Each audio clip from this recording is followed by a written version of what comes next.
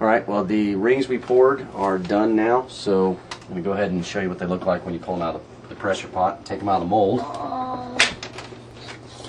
Take them right out of the mold.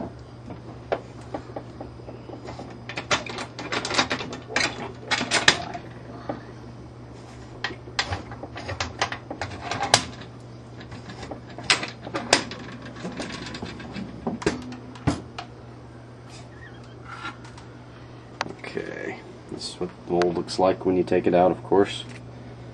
I'm just going to... And this was the mold that we poured on the previous video, so this will be the first pull from it. Hopefully it looks good. You just kind of work it open.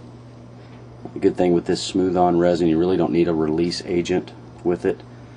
And then just pull it out. And you will see we have a nice transparent green resin ring. Now, one of the things that I've run into in making these, it's not uncommon to get a couple of small bubbles in the cast. Most notably, they will happen around the vent sprues. This one looks like I may not have put enough resin into it, didn't fill up all the way, so got one more in there. Anyway, this gives you an idea what they look like. And then you just break this portion off. Now you can see they're pretty sturdy. And we'll grind all those down. Put that next to some of the other ones I've recently poured there.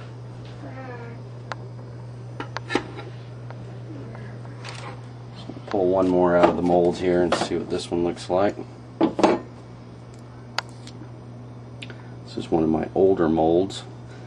These things last quite a while. You'll get quite a few pulls out of them. You can tell once they start degrading a little bit, you'll get some external bubbles that you can usually just knock off. This one turned out pretty nice. Doesn't seem to be too many bubbles in there.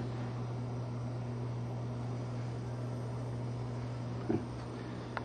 Alright, so that's our green lantern resin rings. Next thing we'll do is we'll show you how we make them light up with an LED. There we go.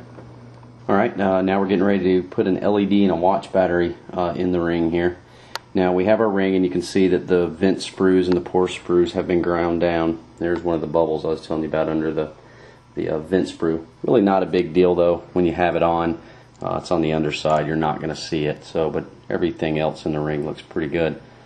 So what we're going to do is we are going to drill our space in here with a Dremel tool. Put one of these LEDs and a CR1025 button cell battery. Now if you look at the LEDs here, one of the things I did was I ground down some of the excess plastic. Here's one that's not ground, and here's one that is. You can tell there's a lot of wasted plastic on there, and sometimes depending on the depth of your ring, it's important to shave some of that off so that you can still have a lower profile ring. So we're going to go ahead and get started making the space for the battery. One thing before we get started on making the battery, just so for information purposes, I use a grinding block, just a grinding stone, to get rid of the sprues. Once that is done, I'll take some super fine sandpaper, sand everything down really good, and then once that's done, I'll smooth everything out with a nice piece of super fine steel wool, so that if it's done properly, take your time with it, you won't even notice where the sprues were at all.